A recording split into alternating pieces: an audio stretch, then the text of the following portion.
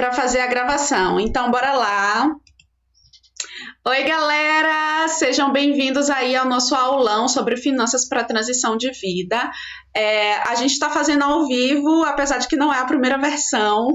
Nossa, a internet caiu e aí a gente não conseguiu fazer com a galera toda que estava online. Mas eu vou gravar aqui agora essa aula. A gente está ao vivo de novo para você, enfim, conseguir, se você estava online ou se você só chegou depois de qualquer forma, para você conseguir pegar a parada toda do início, certo? E eu não vou desenhar junto com vocês, eu já desenhei todo o mapa, mas eu vou mostrando cada pedaço e explicando, e a galera que estiver online, se tiver qualquer pergunta, vai fazendo, eu vou respondendo na hora, tá bom? Mas a gente já tem umas perguntas também que vieram na caixinha. Então, bora lá, né? Para o que interessa. Finanças para transição de vida. Mari tá por aqui também, bem-vinda, Mari. Massa, galera. Então, o que eu estava explicando na transmissão passada, eu vou repassar para a galera poder pegar, né? E junto com os exercícios que a gente estava propondo.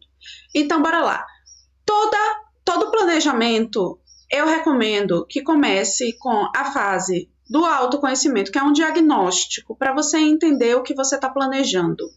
Segundo, é a gente definir ou explorar. Isso aí vai variar o que é que vem primeiro, se primeiro definir ou se primeiro explorar, né? Mas aqui hoje a gente vai falar de primeiro definir, depois explorar, depois a gente vai para o planejamento em si e depois, só depois, a gente vai encaixar esse planejamento na nossa rotina.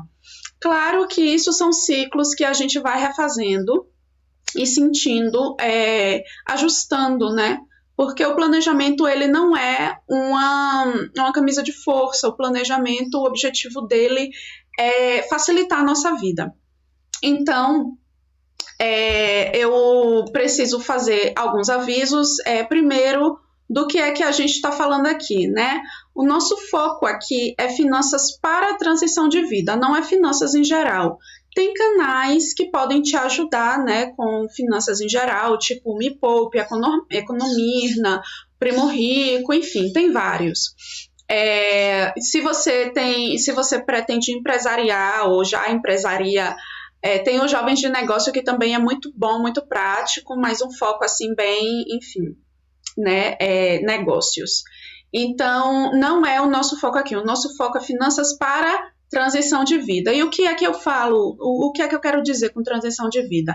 Transição de vida é uma mudança de vida importante, né? Talvez seja uma mudança, inclusive, radical, que você escolhe conscientemente. Então, não é que aconteceu uma coisa de repente na sua vida e aí sua vida mudou do dia para a noite. Não, isso aqui é planejado e é uma transição. A gente vai passo a passo. Não é uma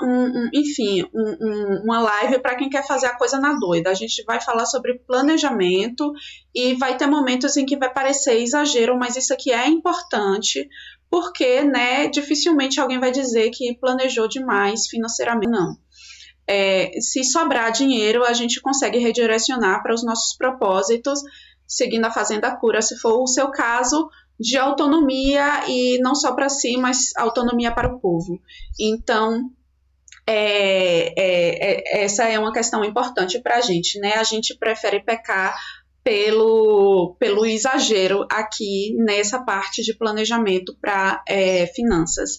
Outra coisa, eu preciso avisar que eu estou falando a partir do meu lugar de classe média e de branca. Isso é muito importante porque eu vou tocar uns temas aqui necessários para a gente falar sobre transição de vida com base na permacultura e na agroecologia.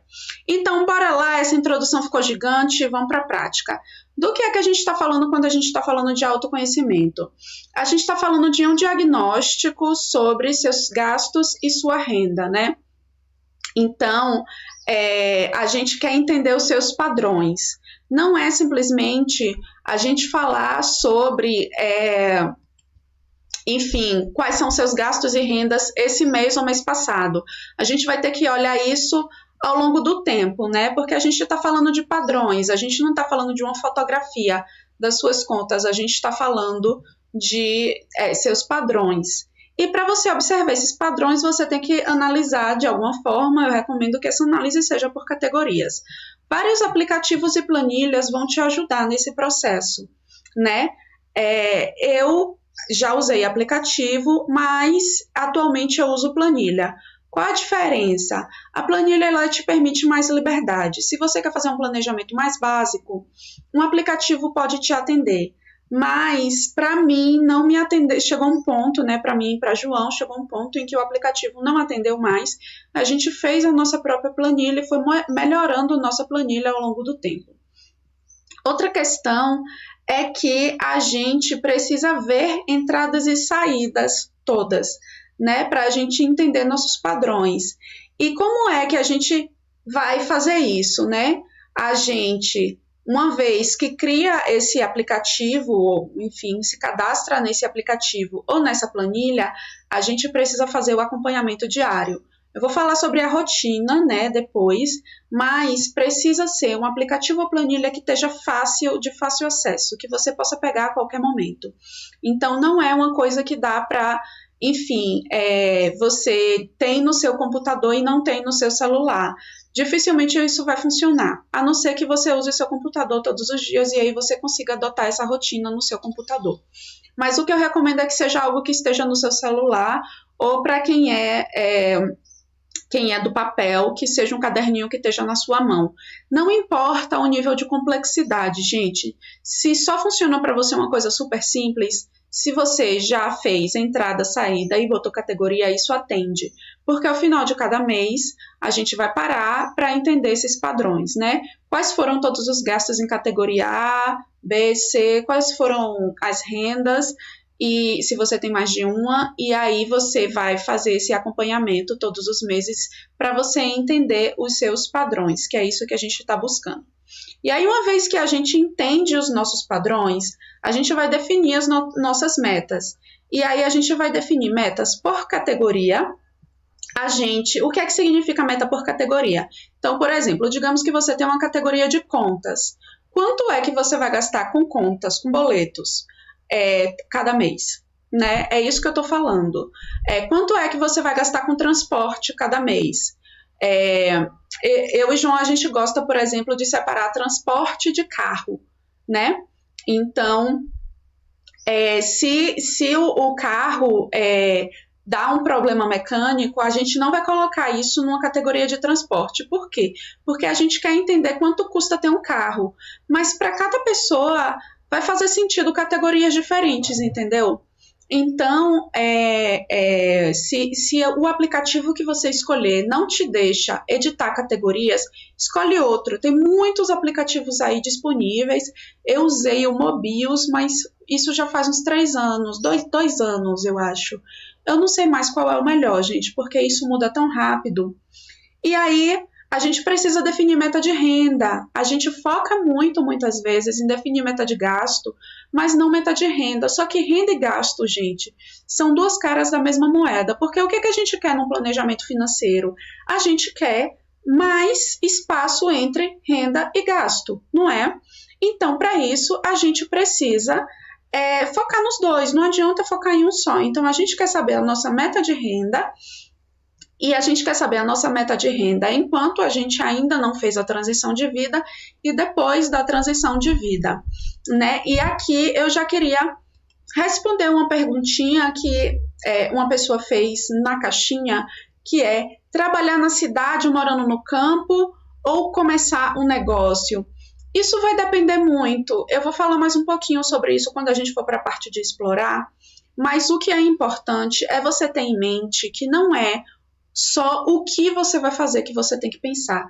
Você tem que pensar quanto você vai ganhar, né? Quanto você vai receber nessa renda. Porque assim, a gente pode pensar, por exemplo, em ser agricultor. Mas a agricultura ela é extremamente desvalorizada, infelizmente, na nossa sociedade. Se paga muito mal as famílias agricultoras. Então, essa renda que você consegue como agricultora, ela te atende nas suas metas de gasto, entende? Por isso que a gente tem que olhar para a nossa renda. Olhar para a nossa renda agora e nossa renda no futuro. Outra questão, a reserva de emergência. Primeiro, se você não tem reserva de emergência, você vai montar sua primeira reserva de emergência enquanto você não faz a transição de vida. Para esse momento prévio à transição, você precisa de uma reserva de emergência de 6 vezes o seu gasto mensal. Para que essa reserva? Para emergências. Você não vai tocar nessa reserva se de fato não for emergência. Uma promoção incrível, gente, não é uma emergência, certo? Uma oportunidade incrível não é uma emergência. Você pode fazer uma reserva de oportunidade para além de sua reserva de emergência. O que é uma reserva de oportunidade? Você achou uma blusinha num preço incrível, você vai e compra, se for a sua vontade, né? Ou então, simplesmente um curso que você já queria fazer, surgiu a oportunidade e está num preço bom, aí você usa a reserva de oportunidade, você não usa a reserva de emergência. Entendem? Por quê? Porque se você usa a sua reserva de emergência numa oportunidade, no mês seguinte acontece uma emergência, como é que você fica? Entende? Não dá para mexer na reserva de emergência mesmo. E aí vem a reserva para a transição. O que é a reserva para a transição? Quando você faz a sua transição de vida, você precisa de uma reserva muito maior. Por quê? Porque dessa vez você fez um movimento de transição. Você fez algo muito mais extremo, com muito mais risco. Então, a gente precisa de um colchão maior. É a mesma coisa de você andar na corda bamba, né? Você tem que ter uma rede embaixo. Se você está andando em solo firme, você não precisa de tanta segurança como se você está andando numa corda bamba. Aí uma transição de vida é meio que isso. E aí outra reserva... e voltando ainda para a questão das reservas de emergência, a reserva de transição também é uma reserva de emergência. Você pode pegar a sua reserva de emergência e complementar com mais 6 meses e formar a sua reserva de transição. Então, aqui, o que é importante? Você vai colocar essa reserva num lugar onde você não perca dinheiro. Onde é que você não perde dinheiro? Em fundo de renda fixa. Na poupança, você está quase perdendo dinheiro. No Tesouro Selic, atualmente, você está quase perdendo dinheiro. Tem opções igualmente seguras ou praticamente com a mesma segurança. A diferença de segurança é mínima realmente, mas que elas têm a segurança do Fundo de Garantia ao Crédito, o FGC, que são os títulos de CDB, RDC e RDB, e você vai procurar títulos que tenham mínimo 100% do CDI como rendimento e, muito importante, uma liquidez diária. Reserva de emergência tem que ter liquidez diária, gente. Não dá para ter uma reserva de emergência que não seja líquida, né? A reserva para transição, você pode ter uma reserva de 6 meses de liquidez diária e outra, por exemplo, para daqui a um mês, né? Se você achar uma boa oportunidade. Mas não dá para não ter liquidez. Se você não tem liquidez, não é uma reserva de emergência, né? Você não consegue usar numa emergência. Então, isso aqui é muito importante. Fica aí a dica que a Dante compartilhou essa semana, que estava rolando 110% do CDB com liquidez diária no Banco Sofisa direto. Então, tá aí a dica. Eu vou perguntar para a galera que está online, tem aí 21 pessoas, tem 8 pessoas, 21 curtidas, tem 8 pessoas online. Conta aí pra gente se vocês têm alguma dúvida, se tá fazendo sentido, se a coisa tá fluindo para a gente poder avançar, tá bom? Eu vou avançando, mas eu tô de olho. Outro ponto que a gente precisa pensar é o custo inicial. Então, essa sua transição de vida, ela vai envolver, por exemplo, mobiliar uma casa, ela vai envolver comprar uma cota no Ecovila, se você quer ir para uma Ecovila, ela vai envolver, por exemplo, um acordo com a família, você foi para o sítio de sua família e fez um acordo com sua família de que você ia fazer uma mini reforma no sítio. Então, todos os gastos que você tiver, por exemplo, eu e João, a gente tem um custo inicial alto, tanto com construção quanto com irrigação e ferramentas para fazer nossos sistemas agroflorestais, eu ia falar afroflorestais, agroflorestais. Então, a gente comprou motosserra, a gente comprou roçadeira, a gente comprou, enfim, enxada, pá, madeiramento para telhado, tudo isso é custo inicial. Isso está fora da reserva de emergência, está fora da reserva de transição. Tá bom? Então, bora lá para a próxima fase, que é bora explorar possibilidades, né? Então, o que é explorar possibilidades? Explorar a possibilidade de reduzir os gastos e de aumentar a renda. Aqui eu vou falar mais um pouquinho sobre a questão da renda. Como assim reduzir gastos, Samira? É a gente olhar essas categorias aqui. Não dá para fazer essa exploração sem ter feito muito bem isso aqui e conhecer os seus padrões. No início, você não vai tentar fazer as mudanças só a partir do, sei lá, 10º mês que você observou. Não, você pode ir tentando e ajustando. Mas a partir das categorias, você vai observar como é que eu posso reduzir essa meta por categoria, né?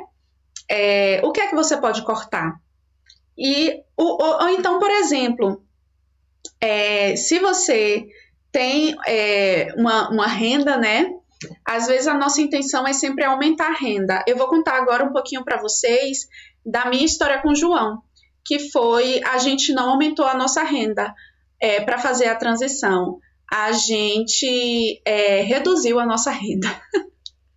Como assim vocês estão doidos? É porque para fazer a nossa transição a gente precisava de mais tempo. Então, como é que a gente fez isso? A gente calculou mais ou menos o quanto tinha com quanto a gente conseguia viver, e a cada mês a gente ia reduzindo nossa meta. E o cálculo matemático do planejamento financeiro, ele é muito simples. Você consegue trabalhar menos se você gastar menos.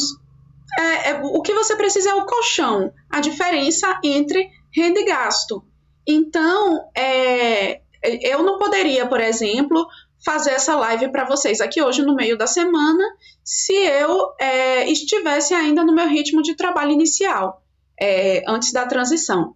Então, é importante também a gente pensar nesse lado, porque a gente só pensa do outro lado. Porque se você quer, por exemplo, construir sua casa, fazer uma reforma, virar agricultora, tudo isso vai demandar tempo. Como é que você vai fazer essa gestão das suas finanças enquanto isso, né? Então, bora lá para a questão dos gastos. Então, a gente... como é que bora fazer um exercício aqui. Primeiro, eu vou convidar vocês a fazer o exercício anterior, que eu expliquei aqui como é que você faz. Eu vou te convidar a fazer esse exercício quando terminar essa live, ou ainda essa semana. Se você ainda não conhece os seus padrões, baixa um app, baixa uma planilha, ou faz uma planilha e começa a mapear por categorias seus gastos e suas rendas, se você tiver mais de uma.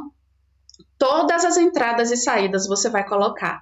Tem muitos modelos na internet, você pode procurar, e nesses canais de finanças você vai encontrar. Esse é o primeiro exercício, ele é fundamental. Sem ele, nenhum outro vai funcionar, tá bom, gente? E aqui eu vou propor um segundo exercício, que é liste 10 formas de você reduzir esses gastos. 10, Samira, 10 tá fácil, então vá para 15, ou então 10 tá difícil. É para ser difícil mesmo. Se chegar num ponto em que você consegue facilmente listar, vá aumentando esse número. Por quê? Porque o objetivo aqui é a gente chegar na criatividade, né? As primeiras respostas, elas dificilmente são criativas. A gente quer extrair aí o sumo das suas ideias. Então, vamos lá. Exercício, você terminou de mapear isso aqui, você definiu as suas metas, agora você anota 10 formas de reduzir esses gastos. Tem que ser difícil. Se tiver fácil, o exercício não tá certo, tá bom? E aí me contem de novo se isso tá fazendo sentido para vocês, se vocês estão entendendo, se estão gostando, contem aí. E o próximo exercício que eu vou sugerir para vocês é principalmente focado em multipotenciais. Quem são multipotenciais? Multipotenciais são pessoas que têm muitas habilidades, talentos, como todo mundo, né? Mas que elas não conseguem escolher. Elas têm uma dificuldade de foco, né? Tem gente que é especialista. Multipotencial é o contrário de especialista. Um não é melhor do que o outro, mas nossas cabeças funcionam de maneira diferente. Eu sou uma multipotencial, né? Então, eu gosto de fazer projetos que misturam várias coisas que parece que não tem nada a ver uma com a outra. Mas esse exercício vai funcionar para todo mundo. Só que ele é um calorzinho no coração das pessoas que são multipotenciais. Como é que a gente pensa em mais opções de renda? Faz aí, anota 10 talentos seus. Anota aí. 10 talentos seus. O que são talentos? Talentos são coisas que fluem naturalmente para você. Pode ser até que você tenha aprendido. Tipo, você já sabia, já tinha um talento para desenhar, mas aí você fez um curso. Isso é um talento, né? Talento é algo que você não faz um grande esforço, né? Para saber. Anota 10 conhecimentos que você tem, 10 coisas que você estudou para você fazer, né? Então, pode ser conhecimento prático, não precisa ser só conhecimento tipo acadêmico, sabe? Pode ser um curso que você tenha feito, enfim. Anota 10 conhecimentos, bora lá. E anota agora 10 coisas que você gosta de fazer. Podem coincidir com as outras listas, não tem problema. Fez, então você tem 10 listas, você tem 3 listas de 10 coisas cada um. Agora vem o exercício. Você vai pegar essas 3 listas e você vai começar a cruzar essas listas. E você vai cruzando e conectando isso e até o ponto de você pensar em 5 possibilidades de você fazer dinheiro. Não significa que você vai executar, não. O objetivo aqui é soltar a sua mente, é você sair da caixinha, é você explorar possibilidades. Ó, a gente está na fase da exploração. Então, anota aí 5 formas, como você consegue fazer grana com esses talentos, conhecimentos e hobbies que você tem. Eu nem gosto da palavra hobby, enfim, coisas que você gosta de fazer, tá bom? E aí, pode surgir a ideia de um negócio, pode surgir a ideia de um trabalho que seja, enfim, né, formal, tipo CLT, pode surgir uma ideia de um bico, talvez cozinhar, né? Vai explorando essas possibilidades. Só que assim, gente, o que eu preciso falar para vocês se você vai fazer negócio, um negócio é um negócio. E você tem que ter uma mente de quem faz um negócio. Numa mente de quem faz um negócio, né, a gente precisa de muito planejamento para isso dar certo. Eu não vou falar de planejamento para negócio aqui, até porque eu não sou a pessoa para falar disso, mas busca conhecimento sobre isso, né? Tem uma ferramentazinha que se chama Canvas. Você bota no YouTube como fazer Canvas e faz um Canvas se você quer fazer um negócio, para você ter uma clareza melhor do que você está buscando, certo? E aí, bora para a segunda parte do explorar, que é focado na transição sem grana, porque teve uma pá de gente que perguntou sobre transição sem grana, né? Então, já falei, né, da questão das fontes de renda, mas às vezes a renda simplesmente não é realidade. A gente olha aqui nossos padrões e a gente vê que a gente tem uma dificuldade muito grande de levantar um dinheiro para fazer uma transição de vida nos moldes que a gente costuma ver. Então, bora para a transição sem grana. Primeiro, a gente precisa fazer aqui uma observação muito importante em relação a privilégios. Eu vou falar como mulher branca. E como mulher branca, eu vou falar de opções aqui que, se eu fizer como mulher branca, podem ler isso como revolucionário. Mas se uma pessoa negra, uma pessoa cigana fizer, podem ser lidas como vagabundas. Então, a gente precisa ter a noção dos nossos privilégios de classe, de raça, para poder falar dessa parte. E tenha essa noção, se essa reflexão fizer sentido para você, né, da transição sem grana. E essa transição sem grana, ela não está voltada só para quem tem zero dinheiro, não, viu? Essa transição sem grana é para a gente pensar em possibilidades que muitas vezes a gente não pensa. Por exemplo, morar em assentamento. As pessoas falam de ecovila o tempo inteiro, as pessoas não falam de assentamento. As pessoas não falam de se unir à luta pela reforma agrária. E é uma possibilidade não só super válida, mas super importante. Precisamos cada vez mais de pessoas que lutem pela reforma agrária no nosso país, né? Então, bora apoiar essa luta e fazer uma transição de vida, se para você fizer sentido. Uma possibilidade é você conhecer a vida em assentamento, conheço quem fez isso e pode dar super bom para você, né?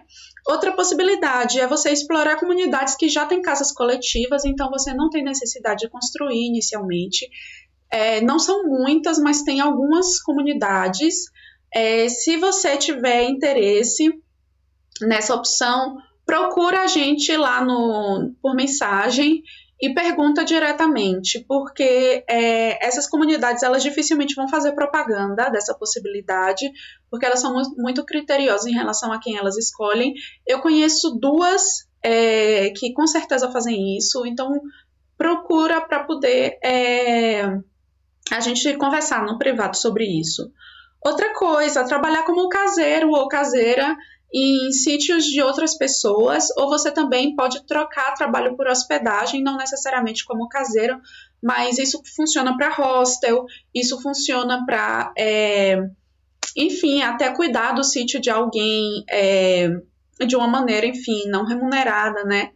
Esse tem que ser, se for um trabalho, é um trabalho. Se não for um trabalho, se for um acordo, você tem que ter muito cuidado para ser justo para as duas partes. Fica muito de olho nisso, porque nessa parada de voluntariado, muitas vezes acaba surgindo muita exploração e já escutei de muitas e já vivenciei também situação bizarra. Então, muito cuidado, olho muito aberto nisso. Justiça para as duas partes envolvidas, tá bom? Dá para fazer isso, dá para fazer transição sem grana, sendo viajeiro e voluntário? Eu não recomendo. Pelo quê? Porque quando você está como viajeiro, como voluntário, você está numa situação de mudança constante, você está na estrada e você não está numa situação de estabilidade. E isso vai aumentar seu risco. Aumentando o seu risco, o que é que acontece? Bota pressão nas suas reservas. Então, pode ser que você não gaste, que saia tudo perfeito e maravilhoso, mas o risco é alto. E é importante a gente ter ideia desse risco, né? Se você está como viajeiro voluntário, no mínimo a sua reserva de transição, eu recomendaria que ela, além do valor, né, que a gente recomenda aqui, ela incluísse uma passagem, o custo de uma passagem de volta urgente para qualquer que seja a base que você considera, né? O que quer que você chame de casa. Então, esse é um ponto muito, muito, muito importante. Acho que eu não estou esquecendo de nada. E aí a gente vai para a parte crucial, que é a do planejamento, certo? Aqui a gente teve uma noção, né, de tudo que a gente pode fazer, dos nossos padrões, a gente teve noção aqui, definiu as nossas metas, a gente explorou outras possibilidades e a gente vai perceber que o planejamento, ele é cíclico. Né? Porque aí a gente coloca o planejamento em prática, viu que não deu certo, e aí a gente volta e vai dando voltas, né? A ideia do planejamento é sempre essa. Aplicou, funcionou, vê que pode melhorar, vai, explora, conhece melhor os padrões, define novas metas, explora novas possibilidades e planeja, coloca em prática, e aí a gente vai para a rotina. O que é aqui importante no planejamento? É você entender, né? Você definiu todas essas metas, né? Agora você vai pegar essas metas e você, principalmente a de custo inicial, reserva de emergência e reserva de transição. As outras não é tão necessário fazer isso, mas essas 3 metinhas aqui, né? Lembrando que a reserva de transição inclui a reserva de emergência. Você vai pegar essas metinhas aqui e você vai destrinchar elas anualmente. Né? O quanto é que você consegue juntar esse ano para você fazer, né? Contribuir para esse seu sonho. E aí depois você vai transformar essa meta em trimestral. Quanto eu preciso cada trimestre? Quanto eu preciso juntar cada trimestre? Né? E aí depois você vai fazer mensal essa reserva. Então você vai definir, né, quanto é que eu preciso juntar cada mês, cada trimestre e depois cada ano, mas a gente parte do ano e depois vai para o mês, tá bom? O que é que eu coloquei aqui semanal? Para algumas pessoas vai fazer sentido fazer metas semanais, né, principalmente de gasto. Então, nosso gasto, por exemplo, com lazer, a gente costuma fazer metas semanais, é bem comum. Então, você tem que ver se faz sentido para você ter metas semanais. Mas uma questão muito importante é que, para algumas pessoas, quem trabalha como freela, quem trabalha como autônomo, muitas vezes não consegue fazer isso mensalmente. Então, se você não consegue ter esse planejamento mensal, você tem que ter um planejamento anual, muito sólido, e você tem que entender como é que você vai bater essas metas, tá bom? Isso é muito, muito, muito importante. Mas assim, gastos fixos e variáveis, a gente já tem que conhecer para a gente poder, né? Eles normalmente são mensais, os nossos gastos. Tanto os fixos como os variáveis. É muito importante você ter essa noção da sua realidade para entender como isso aqui vai funcionar para você, né? Não faz sentido você tentar usar o método alheio. Você tem que adaptar para a sua realidade. E aí vem uma parte muito importante que é rotina. Como é que a gente vai transformar isso na nossa prática, né? É o tal do gerenciamento da grana, quando a gente já, né, planejou, já fez tudo, talvez até já tenha passado nossa transição. Como é que a gente faz isso? Primeiro, anote tudo. É fundamental você anotar tudo. E aí, nesse anotar tudo, como eu falei, o seu aplicativo ou a sua planilha tem que estar à mão. Como é que você deixa o aplicativo ou a planilha à mão? Você, se for um aplicativo, está lá no seu celular, né? E é legal que eu gosto, pelo menos, que sejam aplicativos que dê para abrir no computador, porque aí a gente consegue ter uma visão mais ampla, literalmente, mais ampla na tela do computador. Se for planilha, bota um atalho dessa planilha no seu celular. Faz essa planilha, não faz no Excel, faz essa planilha pelo Google Planilhas e coloca um atalho no seu celular. E aí você abre e imediatamente você anota. É assim que a gente faz, dá super bom pra gente, a gente recomenda, né? E aí você pode tornar a sua planilha tão complexa como você quiser.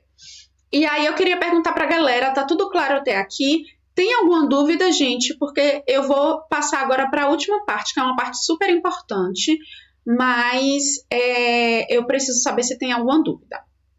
Essa parte super importante é: use o seu cartão de crédito. Como assim, Samira? Use seu cartão de crédito. Use seu cartão de crédito, aprenda a usar seu cartão de crédito do jeito certo, porque quando você consegue isso, o jogo vira. Como é que você usa o cartão de crédito do jeito certo? Você não vai usar o crédito para comprar coisas que não têm dinheiro na sua conta. Você vai usar o crédito para, te dar mais rendimento, ou dois, te dar descontos, ou você pode ganhar pontos. Alguns cartões dão cashback. E, principalmente, o ponto mais importante, ele te ajuda a anotar tudo. Então, o cartão, você só vai comprar, por exemplo, você quer comprar alguma coisa e digamos que, agora eu vou colocar meu rosto para facilitar, tá bom? Você quer comprar alguma coisa e aí você tem a oportunidade de dividir em 12 vezes. No Nubank, por exemplo, você pode dividir em 12 vezes no cartão e aí se você adiantar suas parcelas, você ganha um desconto. Então, isso é usar o cartão para ter desconto. Se você tiver o cartão do Inter, por exemplo, você pode ter o cashback. E aí você compra, paga o seu cartão, paga todo, não deixa pendente, você sempre vai pagar o seu cartão todo, você não vai deixar pendente.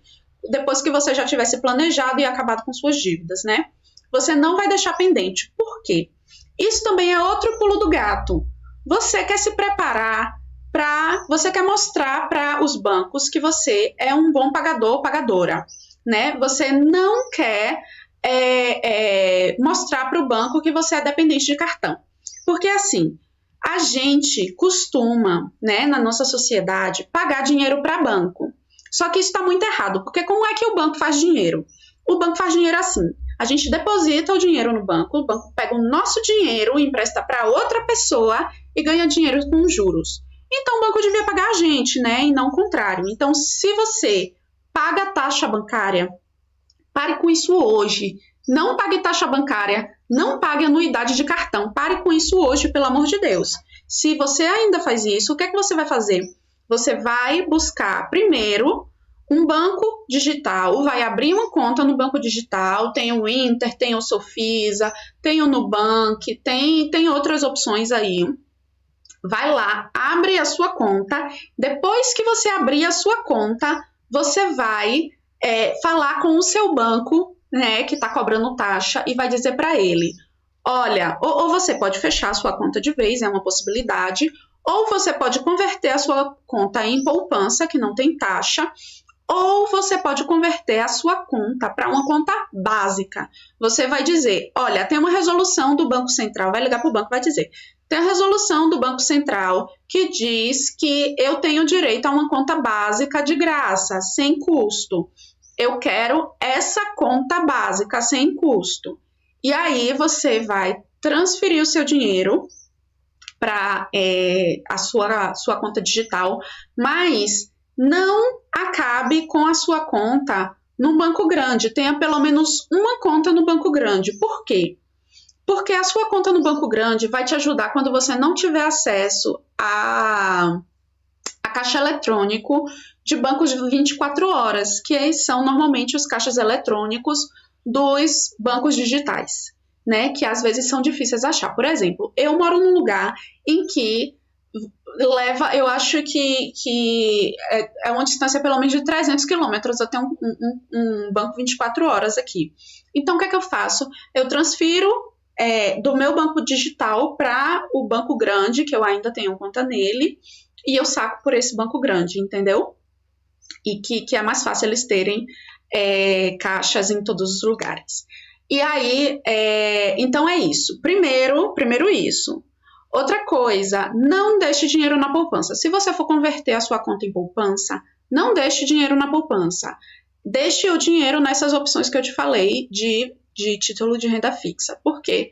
Porque a poupança, ela praticamente te faz perder dinheiro. A gente está com os juros muito baixos e a inflação está quase batendo nos juros. Então, a gente precisa ter muito cuidado para não acabar perdendo dinheiro. Se você não está entendendo do que eu estou falando, entra num canal de finanças e dá uma olhada. Eu super recomendo o Me Poupe, eu acho didático, é o que eu mais gosto.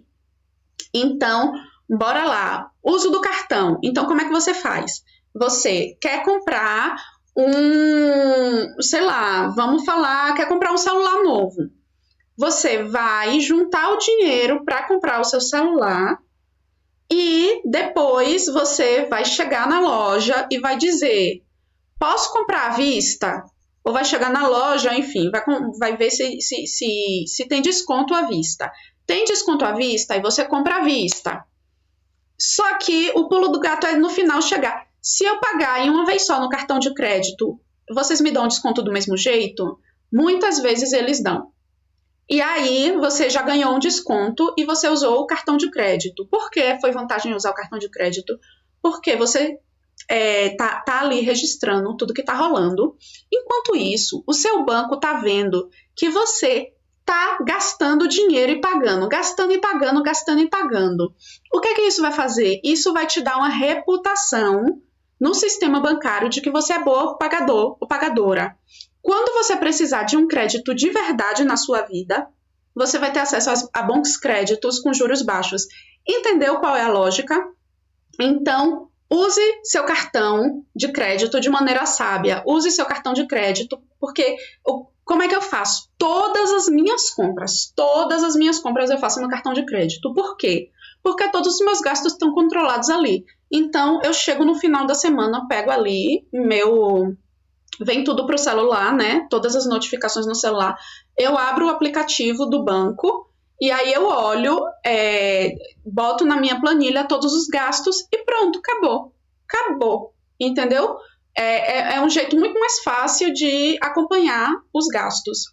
Então é isso, eu queria perguntar uma última vez para vocês, se vocês têm alguma dúvida, se ficou, enfim, claro, se vocês conseguiram entender tudo. E aí, caso tenha ficado tudo claro, a gente fecha por aqui. Se vocês ainda tiverem alguma dúvida, a gente está lá no Instagram e vocês podem, enfim, trazer para a gente aí dúvidas, sugestões, se conhecerem canais, se conhecerem canais de finanças que vocês gostem, podem recomendar, e livros e tal. Eu vou fazer algumas recomendações além do Me Poupe. Eu recomendo muito que vocês, assim, para quem quer o passo a passo e é bem autodidata e gosta de ler, os livros de Gustavo Cerbasi são maravilhosos, ajudam muito. E são os dois caminhos, né, que minhas duas fontes de informação. E quando eu olho recomendações de investimento, primeiro eu procuro entender o investimento, nunca invisto em nada que eu não conheça, e eu sempre vejo em mais de um canal o que é que tá rolando ali, para eu ter mais, né, uma informação mais sólida. Então é isso, galera. E aí, já foi. Eu vou fechar aqui essa gravação então e agradecer por quem ficou até agora aqui. Perdão aí de novo pela falha na conexão, né? Sempre pode acontecer, mas tem acontecido com mais frequência, infelizmente.